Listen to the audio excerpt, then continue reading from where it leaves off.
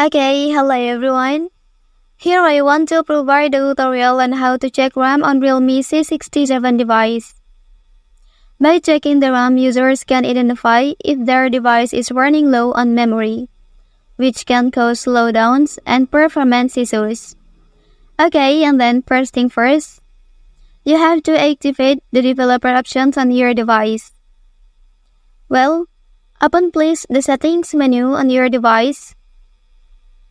Okay, after that, here you can scroll down and then you can select about phone menu. Well, and then in this section, you can tap on version. After that, you can click on the build number 7 times. Okay, after activating, and then you can go back. And then please open the system menu here. After that, you can select the developer options at the bottom. Okay, and then here, you can check the RAM on your device in this option.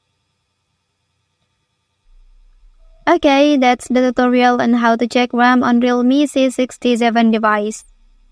If you are helped by this video, don't forget to like and subscribe to get other information from this channel. Thank you.